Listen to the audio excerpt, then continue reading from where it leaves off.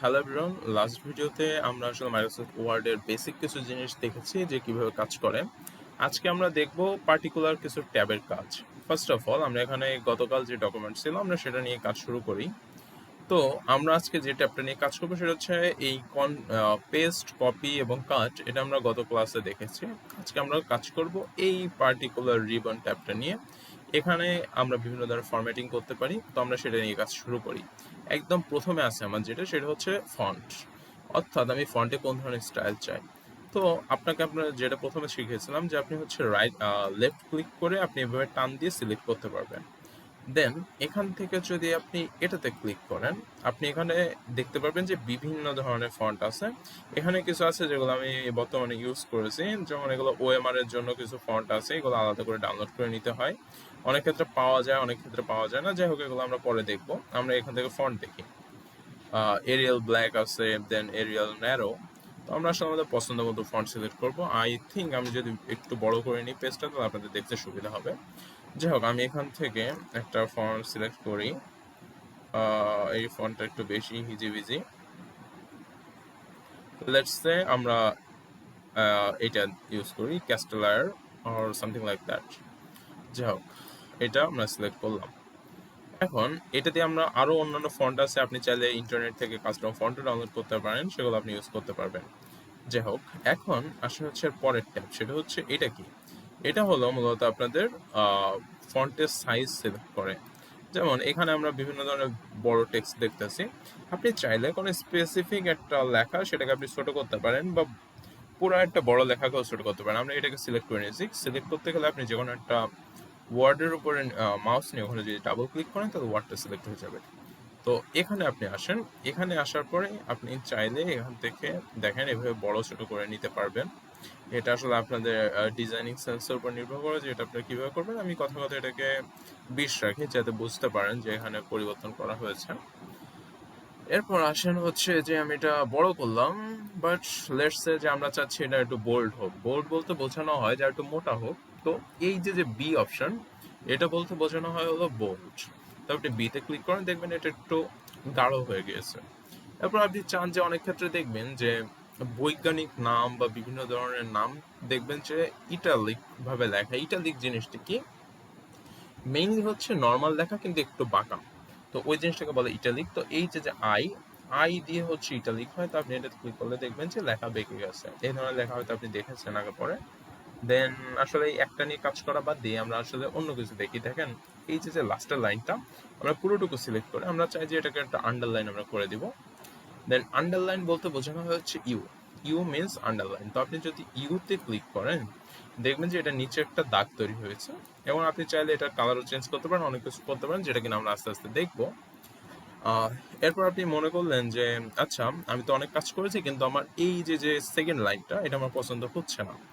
তো আপনি চাইতে পারেন যেটা আপনি চান যে রিডাররা বুঝুক যে আপনি এটা লিখছিলেন, কিন্তু আপনার পরবর্তীতে পছন্দ হয় নাই, তাই আপনি এটাকে কেটে দিয়েছেন। সেক্ষেত্রে আপনি এটাকে ইউজ করতে পারেন। এটার কাজ হচ্ছে স্ট্রাইক থ্রু। স্ট্রাইক থ্রু মানে হচ্ছে ভেতর থেকে স্ট্রাইক করা, বা হচ্ছে এক কথাতে কেটে দিচ্ছে আপনার লেখাটাকে। তো আমি যদি এটাতে ক্লিক করি, আপনারা দেখতে পারবেন যে আপনার এই লেখাটা, নিচের লেখাটা কি হয়েছে, আন্ডারলাইন। আর এখানে একটা লাইন কি লেখার মাঝখান দিয়ে চলে গেছে। তো আপনারা যদি স্পেসিফিক্যালি কোনো ধরনের ইরর দেখাইতে চান, তাহলে সেটার ক্ষেত্রে এটা ব্যবহার করতে পারেন। এখন আসলে একটা মজার জিনিস, সেটা হচ্ছে আপনারা তো অনেকে জানেন যে পানির সংকেত হচ্ছে H2O, কিন্তু আপনারা আসলে এখানে কিভাবে লিখবেন। আপনি লিখলেন এইচ। এইচ হচ্ছে আপনি যখন কোনো লেখা বড় হাতের করতে চান, তখন আপনি শিফট চেপে যদি ওই লেখাটাতে চাপ দেন, তাহলে সেটা বড় হয়। কিংবা আপনি যদি চান যে আপনি একসাথে অনেক বড় লেখা লিখবেন, সেক্ষেত্রে হচ্ছে আপনি যদি ক্যাপস লক একবার চাপ দেন, তারপর আপনি যাই টাইপ করবেন না কেন, সেটা হচ্ছে বড় হাতের লেখা হবে। তো আমরা যেটা করতেছিলাম যে আমরা লিখবো হচ্ছে আমরা হচ্ছে আজকে এখন দেখবো হচ্ছে পানির সংকেত। যারা জানেন না তাদের জন্য পানির সংকেত হচ্ছে H2O। H2O। আর আরেকটা জিনিস আমরা দেখবো, সেটা হচ্ছে যে আমরা ছোট হাতের অক্ষর এখন ব্যবহার করি। আই থিঙ্ক এই ফন্টটাতে আসলে ছোট হাতের অক্ষর ব্যবহার করা যায় না, তো আমরা হচ্ছে অন্য একটা ফন্ট সিলেক্ট করে নেই। লেটস সে এরিয়াল ব্ল্যাক, আমরা এটা ইউজ করবো। আচ্ছা আচ্ছা, এখানে দেখেন আমি লিখলাম এ, আমরা লিখবো হচ্ছে a plus B whole square, এরকম কিছু একটা লিখবো। তাহলে আমি প্রথমে হচ্ছে একটা ব্র্যাকেট দিই, a লিখি প্লাস প্লাস বি, তারপর ব্র্যাকেট ক্লোজ করি। এর উপরে আমি চাই যে একটা স্কোয়ার হোক, স্কোয়ার বলতে হচ্ছে এর উপরে একটা 2 হবে। তো আমি যদি এইভাবে লিখি তাহলে আপনারা দেখেন যে প্রথমটাতে যে এই 2টা থাকা উচিত ছিল উপরে, এবং এই 2টা থাকা উচিত ছিল নিচে। তো এই উপরের যে পার্টটা এটাকে বলে সুপারস্ক্রিপ্ট, নিচেরটাকে বলে সাবস্ক্রিপ্ট। এটা আসলে কিভাবে করে, আপনি এখান থেকে যখন এই 2টাকে সিলেক্ট করে নেবেন এবং এখান থেকে দেখেন এইটা নিচের প্রথমটা হচ্ছে সাবস্ক্রিপ্ট, উপরটা হচ্ছে সুপারস্ক্রিপ্ট। সুপারস্ক্রিপ্টে যদি আপনি ক্লিক দেন দেখেন এই যে আপনার ব্র্যাকেটের উপরের পোর্শনে আছে এটা। এখন আপনি এখান থেকে এই 2টাকে সিলেক্ট করেন, এবার আপনি যদি এটাতে ক্লিক করেন এটা হচ্ছে সাবস্ক্রিপ্ট। তো দেখেন এখন H2, এই 2টা ছোট হয়ে গেছে, অর্থাৎ বোঝা যাচ্ছে এই 2 নিচে আর এই 2 উপরে। এরপর যে বিষয়টা সেটা হচ্ছে আপনাদেরকে আরেকটা জিনিস দেখায়। মনে করেন এটা একটু ছোট হয়ে গেছে, আপনারা বুঝতে পারতেছেন না, সেটা আপনি চাইলে এই যে যে প্লাস এর উপরে একটা ইলিশ মাছের কাটার মতো একটা সাইন, এটাতে আপনি ক্লিক করেন। যত ক্লিক করবেন এটা তত বড় হবে। নিচেরটা তো সেম, আপনি এটাতে ক্লিক করলে বড় হবে, পাশেরটাতে যদি ক্লিক করেন তাহলে ছোট হবে। এটাকে আপনি আরেকভাবে করতে পারেন যে আপনি এটাকে সিলেক্ট করে আপনি আপনার কম্পিউটার কন্ট্রোল চাপ দিবেন, এবং আপনি যদি এই যে থার্ড ব্র্যাকেটের ওপেনিং ব্র্যাকেট এটাতে যদি চাপ দেন এটা ছোট হবে, আর ক্লোজিং ব্র্যাকেটে চাপ দিলে বড় হবে। যদি আমরা এটা নিয়ে পরে দেখব। এরপরে আমাদের যেটা আছে সেটা হচ্ছে এটা কি, এটা আমরা আগে দেখার চেষ্টা করি। এটা হচ্ছে বিভিন্ন ধরনের শ্যাডো প্লাস আউটলাইন, এই ধরনের জিনিস ক্রিয়েট করে। যেমন এখানে আউটলাইন আছে, অর্থাৎ আপনার একটা টেক্সটের বাইরে আরেকটা কোনো কালার থাকবে। এইটা ভালো করে বোঝার জন্য আপনি চাইলে আগে আমরা দেখি যে টেক্সটের কালার টুলটা, টেক্সটের কালার টুলটা যদি আমরা দেখতে পারি দেন হচ্ছে এটা আমাদের জন্য সুবিধা হবে। আমি কথা কথা হচ্ছে এই পুরো জিনিসটাকে এইটাতে আপনি যখন এখান থেকে এডিট করতে পারেন, আপনি চাইলে এখানে আসবেন। এখানে আসার পর যখন আপনি এখান থেকে একটা কালার সিলেক্ট করবেন, কথার কথা আমি এটার জন্য কালার সিলেক্ট করব লাল, লাল কালারটা আমি ব্যবহার করলাম। তো এখন আসলে হচ্ছে আমরা এখানে যেটা দেখতেছিলাম, তো এখান থেকে আপনি চাইলে হচ্ছে অন্যান্য কালারও নিতে পারেন। যে মোর কালার থেকে আপনি নিজের মতো কালার চুজ করে দিতে পারেন, কাস্টম থেকে আপনি নিজের মতো কালারও নিতে পারেন। এখান থেকে কথা কথা আমরা এইভাবে যদি নিই, যে এটা অটোমেটিক সিলেক্ট হয়ে গেল। আমি নীল নিই, নীল নিয়ে ওপরে চাপ দেবো, তারপর হচ্ছে সরি আমি এটা সিলেক্ট করি নাই।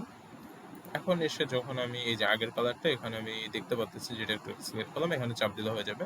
আপনি গ্রেডিয়েন্ট ইউজ করতে পারেন, যে এই যে কালার হচ্ছে গাঢ় থেকে শুরু করে হালকা হতে থাকবে এগুলো। তো যাই হোক আমরা লাল দিয়ে শুরু করছিলাম, লাল দিয়ে কাজ করি।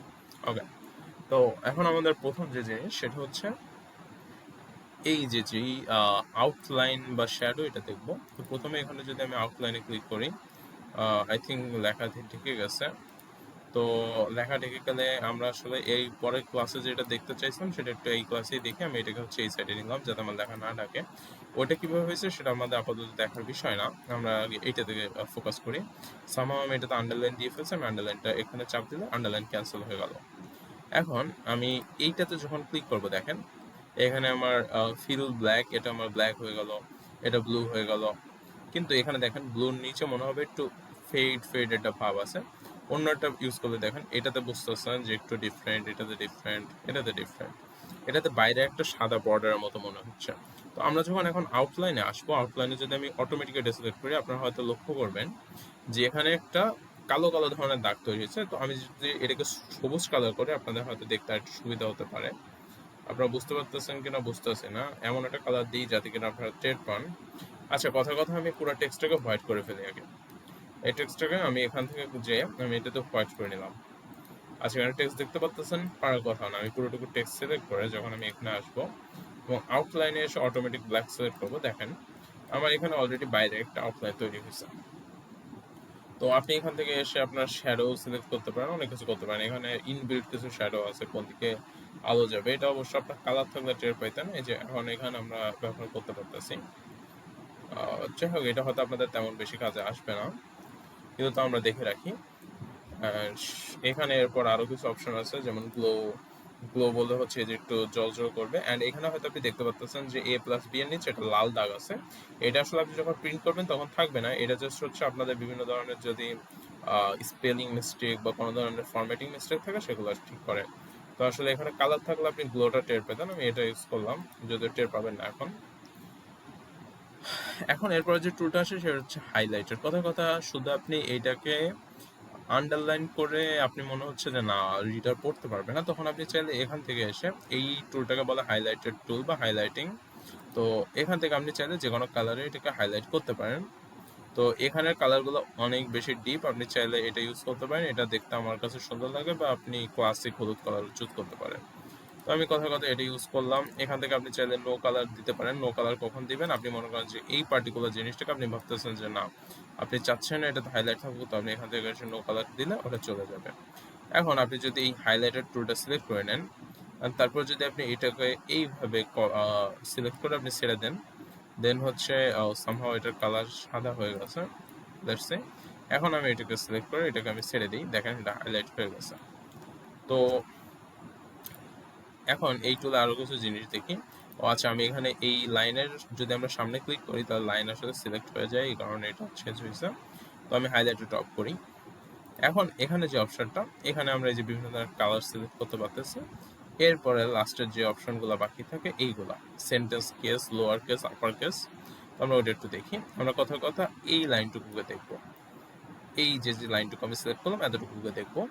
অ্যান্ড এখান থেকে আপনি এসে যখন আপনি এটাতে আসবেন, এটাতে সেন্টেন্স কেস। এখন এখানে যদি আপনি লোয়ার কেস দেন, অলরেডি লোয়ার কেস মানে সবকিছু লোয়ার কেস অর্থাৎ ছোট হাতের অক্ষরে। আপার কেসে যদি আমি দেই, আমি প্রথমে সেন্টেন্স কেসে যাই নর্মাল, আপনি এখান থেকে লোয়ার কেস আসবেন সিমিলার। এখন এখানে আসলে কিছু কিছু অক্ষর বড় ছিল, এই কারণে হচ্ছে আপনার সেন্টেন্স কেস যান, এটা হচ্ছে আগের অবস্থাতে ফিরে আসছে। এখান থেকে আপনি যখন লোয়ার কেসে যাবেন, আপনি দেখবেন যে এখানে ফর এক্সাম্পল এর এফ বড় হাতের আছে, এখানে যখন আমি লোয়ার কেসে দিব ফর এর এফ ছোট হাতের হয়ে গেল। আপনি চাইলে এখান থেকে যদি আপার কেস করেন দেখবেন যে সবগুলো বড় হাতের হয়ে গেছে। এরপর যেটা সেটা হচ্ছে ক্যাপিটালাইজড ইচ ওয়ার্ড। ক্যাপিটালাইজ বলতে হচ্ছে প্রতিটা ওয়ার্ডের ফার্স্টের অক্ষরটা বড় হাতের হবে। আপনি এটা দেখেন বক্স, ডিজাইনস, দ্যাট, কমপ্লিমেন্ট সবগুলোর বড় হাতের প্রথম অক্ষর বড় হাতের। অ্যান্ড লাস্টলি, আচ্ছা আমি এটা ছোট করে ফেললাম, লাস্টলি যেটা সেটা হচ্ছে টগল কেস। এটা আসলে ইউজ হয় না, এটাতে প্রথম অক্ষরটা ছোট থাকবে, পরেরগুলো সব বড়। খুবই আজব একটা ডিজাইন, বাট আপনি চাইলে ব্যবহার করতে পারেন। আর লাস্টলি হচ্ছে এটা ফরম্যাটের অপশন। তো আমরা এতটুকু ভিতরে যেহেতু অনেক কাজ বাজ করছি, আমরা এই জিনিসটাকে পুরোটুকু সিলেক্ট করি। এটাতে যখন আপনি ক্লিক করবেন, আপনার যত ধরনের ফরমেশন আছে, যতগুলো আপনি এতক্ষণ ক্রিয়েট করেছেন, সেগুলো সাথে সাথে মুছে যাবে। তো আমি এটাতে ক্লিক করি, সব কিছু গায়েব হয়ে গেছে। শুধু থেকে গেছে কি আপনার হাইলাইট থেকে গেছে, দেন হচ্ছে এই যে যে লাস্টের টগল, আমি আই ডোন্ট থিঙ্ক যে এই যে দেখেন এই যে টগলটা আপনার যাচ্ছে না। অর্থাৎ আপনার কি কি যায় না সেটা একটু জেনে রাখেন। প্রথম কথা হাইলাইটিং টুলের কাজটা যাবে না, অ্যান্ড এটা যাবে না। এটা আপনি যদি সেন্টেন্স কেস আবার ব্যাক আসেন, অবশ্যই আপনাকে সিলেক্ট করতে হবে প্রথমে, দেন আপনি এখান থেকে আসার পর সেন্টেন্স কেসে যাবেন, আপনার একদম পূর্ববর্তী অবস্থাতে ফিরে আসবে। অ্যান্ড হাইলাইটার আপনি চাইলে এখান থেকে অলরেডি নো কালার যদি সিলেক্ট করে নেন, দেন এখান থেকে এই পুরোটুকু যদি আপনি সিলেক্ট করেন অলরেডি চলে যাবে। এইভাবে করতে পারেন, এটাতে আপনাদের সুবিধা হবে। তো আজকের মতো আমাদের এই ট্যাবটা শেষ, আমাদের এই ট্যাবের কাজ শেষ হলো। এর পরের দিন আমরা আসলে আপনাদের বিভিন্ন ধরনের ফরম্যাটিং সম্পর্কে দেখব। তো আজকের ভিডিওর জন্য এতটুকুই, নেক্সট ভিডিওতে দেখা হচ্ছে, বাই বাই।